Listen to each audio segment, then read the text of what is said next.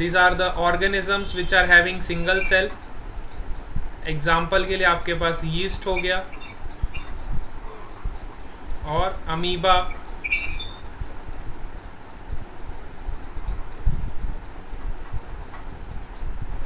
ठीक है। तो ये यूनिसेलुलर क्या एग्जाम्पल्स हो गए। फिर आता है मल्टी सेलुलर। मल्टी सेलुलर का मतलब जिसमें बहुत सारे सेल्स। मल्टी सेलुलर का मतलब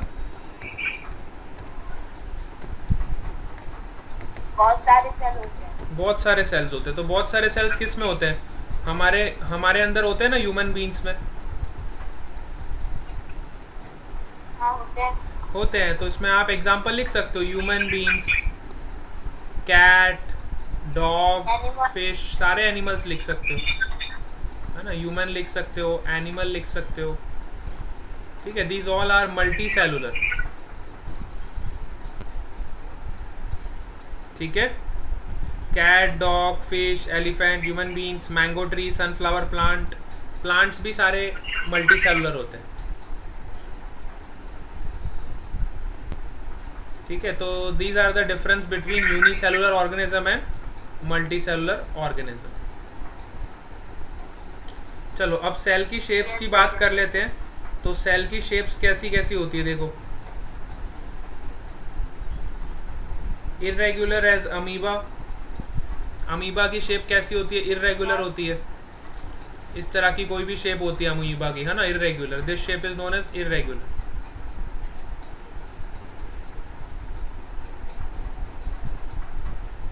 इरेगुलर शेप में आप एग्जांपल दे सकते हो अमीबा का, है ना। फिर राउंड और स्फेरिकल शेप भी होती है सेल्स की, जैसे कि एग सेल की अगर मैं बात करूं। वॉइस नहीं आ रही है। अब आ रही है? Hello hello, yes, now you are getting the voice. अब देखो राउंड शेप किसकी होती है? Round shape. हेलो, यस बेटा, आवाज आ रही है?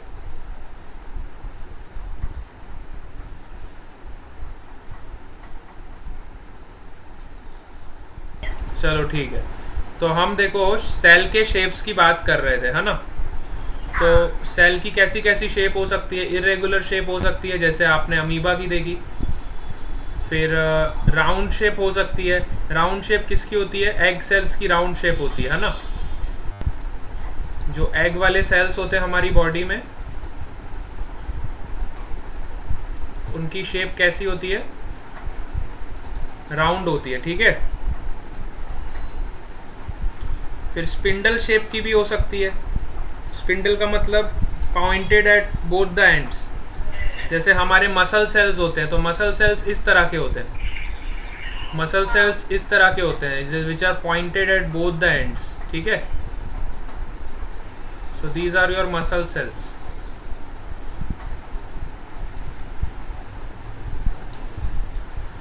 इसके अलावा elongated thin branch nerve cells. Nerve cells कैसे होते हैं? एकदम इलोंगेटेड होते हैं। नर्व सेल्स की अगर मैं बात करूं तो नर्व सेल्स आपके इस तरह से दिखते हैं। इसमें बहुत सारी इस तरह की आपको शेप दिखाई देगी नर्व सेल्स की, और यहां से उसके ब्रांचेस निकले होते हैं ना। समझ आ रहा है आपको?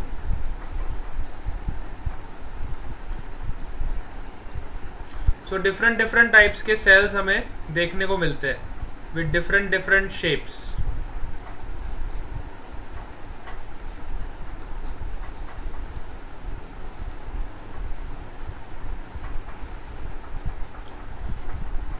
इसके अलावा आप देखो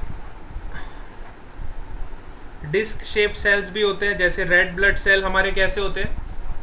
रेड ब्लड सेल्स जो होते हैं वो डिस्क की तरह होते हैं, ऐसे जैसे डिस्क दिखती है ना।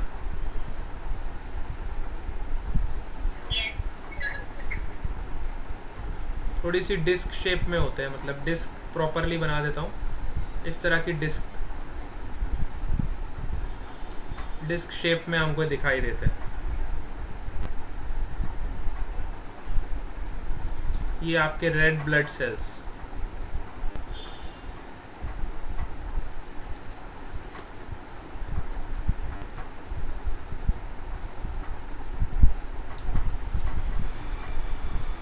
ठीक है।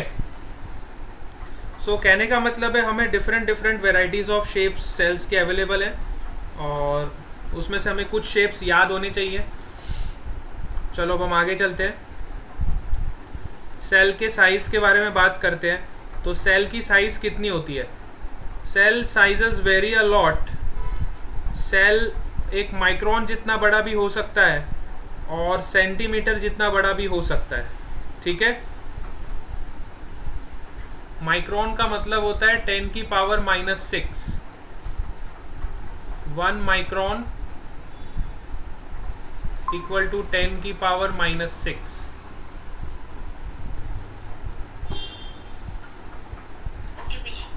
ठीक है। तो सेल का मतलब सेल छोटे से छोटा भी हो सकता है और बड़े से बड़ा भी हो सकता है, सेंटीमीटर्स में भी हो सकता है और माइक्रोमीटर्स में भी हो सकता है। ठीक है। तो सोचो सेल की शेप कितनी वेरी करती है। अगर माइक्रोमीटर में होगा तो हमें आंखों से दिखाई नहीं देगा, so we need to see it with the help of microscope. अगर सेंटीमीटर में होगा so we can see it with our naked eyes. So in our body, अगर हम बॉडी की बात करें, the blood cells are the smallest and the nerve cells are the longest. तो ये बहुत इंपॉर्टेंट लाइन है, इसको आपको दिमाग में रखना है, याद रखना है। सबसे स्मॉलेस्ट कौन से सेल होते हैं? स्मॉलेस्ट सेल्स आपके ब्लड सेल्स होते हैं। और लॉन्गेस्ट कौन से होते हैं? Nerve sales.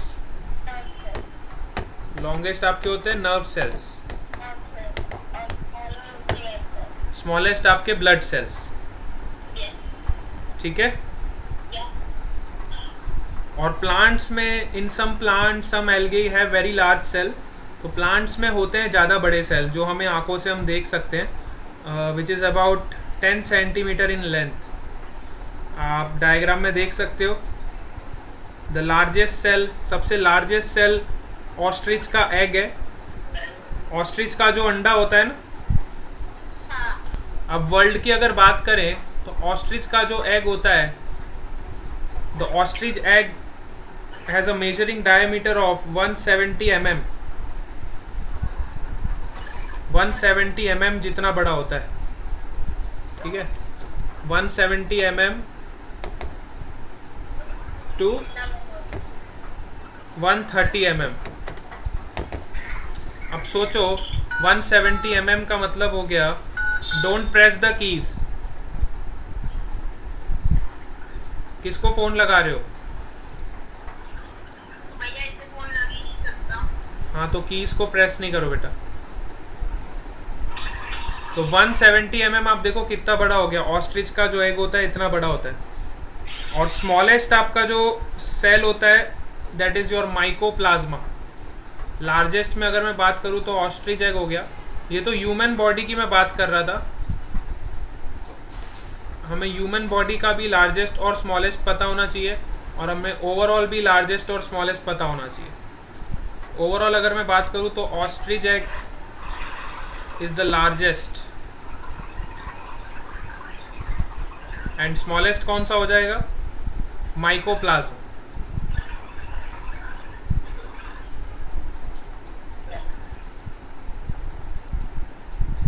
Mycoplasma is smallest।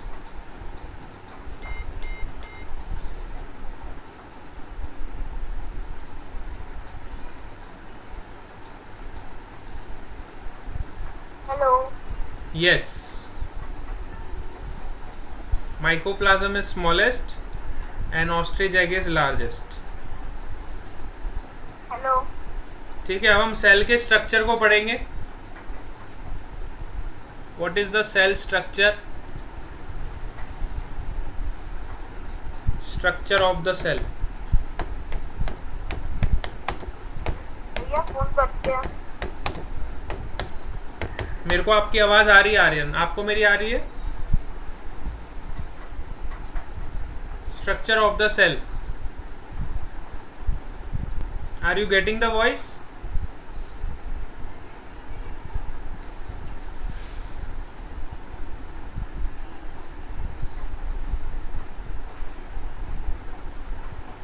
Yes Aryan.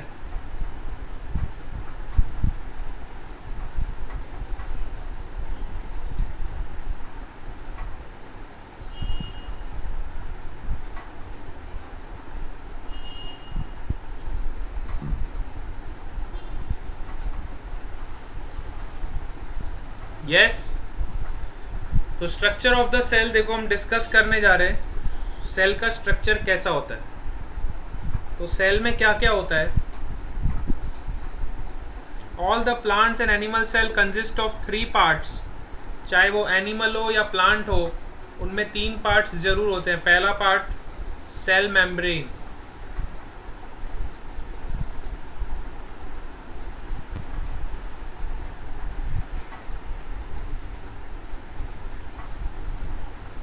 Second part is cytoplasm. Hello भैया. यस.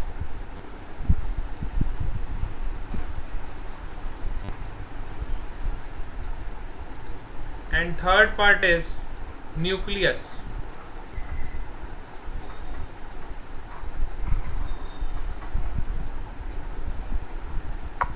भैया Yes. भैया आपका फोन कर दिया. Okay.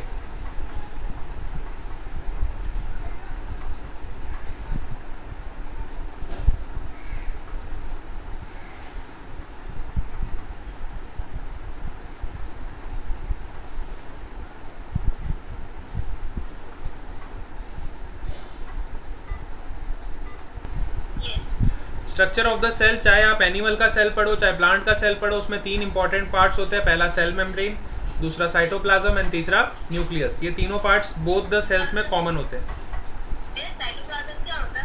साइटोप्लाज्म अभी मैं आपको बताऊंगा. देखो मैं एनिमल सेल और प्लांट सेल का डायग्राम देखो बुक में, आपको पता चलेगा साइटोप्लाज्म हम कौन से रीजन को बोलते हैं.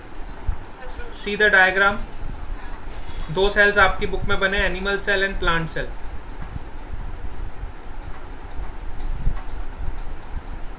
ठीक है, अभी हम इसको डिटेल में डिस्कस करेंगे. तो साइटोप्लाज्म में क्या होता है. देखो cytoplasm contains the organelles where chemical reaction take place to keep the cell alive. Cytoplasm में क्या होता है, केमिकल रिएक्शंस होते हैं जिससे आपका सेल अलाइव रहता है. ठीक है, इसलिए ज़रूरी है. न्यूक्लियस में क्या होता है. Nucleus contains the genetic material which controls all the functions taking place inside the cell. Nucleus में जितना भी जेनेटिक मटेरियल होता है सारा वो प्रेजेंट होता है.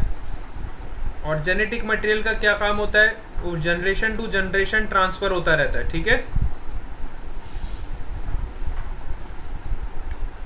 Cell membrane. न्यूक्लियस के अंदर आप समझ रहे हो ना, जेनेटिक मटेरियल जैसे कि एक ह्यूमन से दूसरे ह्यूमन में जो ट्रांसफ़र होता है वो जेनेटिक मटेरियल होता है. जैसे आपकी मम्मी से आप में अगर ट्रांसफ़र हुआ हो तो that is your genetic material. ठीक है. इसके अलावा सेल मेम्ब्रेन होती है. सेल मेम्ब्रेन क्या करती है, its provide the shape to the cell. Cell के आउटर में एक सेल मेम्ब्रेन होती है. सेल मेम्ब्रेन का काम होता है उस सेल को शेप देना. साइटोप्लाज्म का काम होता है कि उसमें केमिकल रिएक्शंस होते हैं जिससे आपका सेल जिंदा रहता है. और न्यूक्लियस का काम होता है जेनेटिक मटेरियल को स्टोर करके रखना, जो 1 generation to next generation transfer होता है. ठीक है. सो ये आपका एनिमल सेल और प्लांट सेल बहुत इंपॉर्टेंट है. ये डायग्राम को आपको लर्न करना है. कई बार स्कूल में पूछ लेते हैं एग्जाम्स में कि draw the diagram of animal cell. You have to remember the diagram of both animal as well as plant cell. ठीक है, उसको ड्रॉ कर लेना, एक बार प्रैक्टिस कर लेना. हाँ, उसको एक बार ड्रॉ कर लेना. अब आ जाओ सेल मेम्ब्रेन पे. अच्छा, पहले प्रोटोप्लाज्म देखो. प्रोटोप्लाज्म क्या होता है. Proto means first, plasm means liquid. The substance of the cell is called protoplasm. Liquid substance जो होता है उसको हम क्या बोलते हैं, protoplasm. It includes cytoplasm and nucleus. So protoplasm के अंदर साइटोप्लाज्म भी आ जाता है और न्यूक्लियस भी आ जाता है, दोनों आ जाते हैं, ठीक है।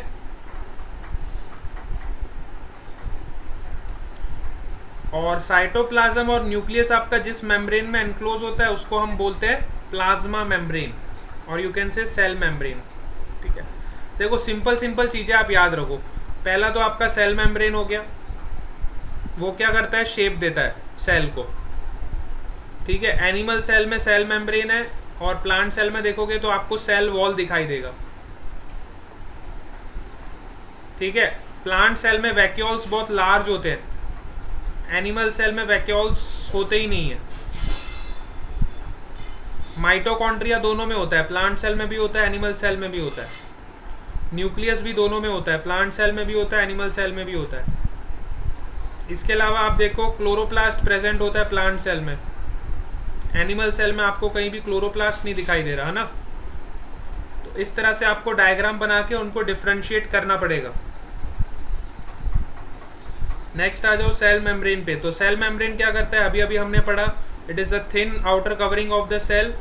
पोरस मेम्ब्रेन होता है जो सब्सटेंस के मूवमेंट को अलाउड करता है, बाहर से कोई सब्सटेंस अंदर आ सकता है, अंदर से कोई सब्सटेंस बाहर जा सकता है। तो cell membrane separates the cell from the one another and also from the surrounding medium. तो सेल मेम्ब्रेन एक तरह से सेल को सेपरेट करके रखता है बाहर के एनवायरनमेंट से, ठीक है। प्लांट सेल में हमें सेल वॉल दिखाई देता है, एनिमल सेल में सेल मेम्ब्रेन होता है। ये पॉइंट को आपको याद रखना है, ठीक है। इसके अलावा सेल मेम्ब्रेन किससे बना होता है, it is composed of proteins, lipids. Cell membrane fats, oils, इन सब से बना होता है, ठीक है। और प्लांट सेल में जो सेल वॉल होता है, सेल वॉल किससे बना होता है, it is made up of rigid non living substance called cellulose which provide the protection and shape and support to the cell, ठीक है। तो प्लांट सेल में जो काम सेल वॉल का होता है, एनिमल सेल में वही काम सेल मेम्ब्रेन करता है।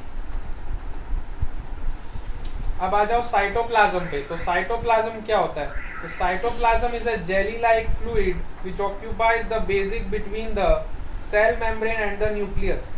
साइटोप्लाज्म एक जेली जैसा लिक्विड होता है जो स्पेस ऑक्यूपाई करता है सेल मेम्ब्रेन और न्यूक्लियस के बीच में, ठीक है। इसके बाद आ जाओ न्यूक्लियस पे। तो न्यूक्लियस क्या होता है, न्यूक्लियस मैंने आपको अभी अभी बताया, nucleus is a spherical structure which is present in the center of the cell. It is surrounded by the cytoplasm. Nucleus के चारों तरफ क्या होता है, साइटोप्लाज्म। अब न्यूक्लियस के भी चार पार्ट्स होते हैं, देखो न्यूक्लियस के अंदर क्या होता है, nuclear membrane, nuclear sap, nucleolus and chromosomes. These are the parts of nucleus, ठीक है। सो न्यूक्लियर मेम्ब्रेन क्या होता है, जैसे सेल मेम्ब्रेन होता था जो सेल की रक्षा करता था, वैसे न्यूक्लियर मेम्ब्रेन किसकी रक्षा करेगा, न्यूक्लियस की रक्षा करेगा, ठीक है। चलो फिर आ जाओ न्यूक्लियर मेम्ब्रेन के बाद आ जाओ न्यूक्लियर सैप। तो न्यूक्लियर सैप क्या होता है, ये भी एक जेली जैसा सब्सटेंस होता है जो न्यूक्लियस के अंदर भरा होता है, उसको हम बोलते हैं न्यूक्लियर सैप। अच्छा, अब न्यूक्लियस के अंदर भी एक स्फेरिकल बॉडी होती है छोटी सी, उसको हम बोलते हैं न्यूक्लियोलस। क्या बोलते हैं, न्यूक्लियोलस। और इसके अलावा न्यूक्लियोलस के अलावा थ्रेड लाइक स्ट्रक्चर्स होते हैं जिसको हम बोलते हैं क्रोमोसोम्स। क्रोमोसोम्स क्या करते हैं, chromosomes carry a number of genes. Genes जो ट्रांसफर होते हैं ना, जब हम वन बॉडी से दूसरी बॉडी में जो ट्रांसफर होते हैं फ्रॉम पेरेंट्स टू चिल्ड्रन, उसको हम बोलते हैं जीन्स, है ना। तो क्रोमोसोम्स के अंदर वो जीन्स प्रेजेंट होते हैं। So chromosomes and the genes help in the inheritance of characters from parents to their children. आपने देखा होगा कुछ कुछ कैरेक्टर्स आपके अपने मम्मी से मिलते हैं, कुछ कुछ कैरेक्टर्स आपके अपने पापा से मिलते हैं। तो मम्मी और पापा से जो कैरेक्टर्स चिल्ड्रन में ट्रांसफर होते हैं वो किस में प्रेजेंट होते हैं, क्रोमोसोम्स, क्रोमोसोम्स एंड जीन्स, ठीक है। इसके अलावा जो आपका अगला फंक्शन है वो है ऑर्गेनेलिस। अब ऑर्गेनेलिस क्या होता है, साइटोप्लाज्म के अंदर नंबर ऑफ स्मॉल स्ट्रक्चर्स होते हैं जिनको हम बोलते हैं ऑर्गेनेलिस। ऑर्गेनेलिस में देखो क्या क्या आ जाता है, mitochondria, endoplasmic reticulum, Golgi body, lysosomes and vacuoles, ये सारा कवर होता है ऑर्गेनेलिज्म। अब माइटोकॉन्ड्रिया का क्या काम होता है वो बहुत इंपॉर्टेंट है, एग्जाम में कई बार पूछते हैं what is function of mitochondria. तो mitochondria is the power house of the cell. Remember one statement, mitochondria is the power house of the cell. अगर माइटोकॉन्ड्रिया नहीं होगा तो सेल को एनर्जी नहीं मिलेगी, ठीक है। जैसे हमारा घर का एक मेन सप्लाई होता है ना, जिसको ऑन करते तो पूरे घर में लाइट आ जाती है, वैसे ही सेल का माइटोकॉन्ड्रिया होता है। जैसे ही माइटोकॉन्ड्रिया आ जाता है वैसे ही पूरे सेल में एनर्जी मिल जाती है। इसके बाद endoplasmic reticulum, it is responsible for synthesis and storage and transport of material. Golgi body, ये सब के आपको फंक्शंस पता होना चाहिए, 1 मार्क्स में पूछ लेते हैं। जैसे कि what is the function of ribosome, तो आपको पता होना चाहिए राइबोसोम क्या करता है, प्रोटीन बनाता है सेल के लिए। Ribosome is responsible for synthesis of protein. What is the function of vacuole, तो वैक्यूल क्या करता है, एक्सेस वाटर को स्टोर करता है, useful materials, pigments and waste products. Lysosome क्या करता है, lysosome is a cell suicide bag, तो सुसाइड बैग है सेल के लिए, मतलब it helps in digestion of excess और वॉर्न आउट ऑर्गेनेल्स।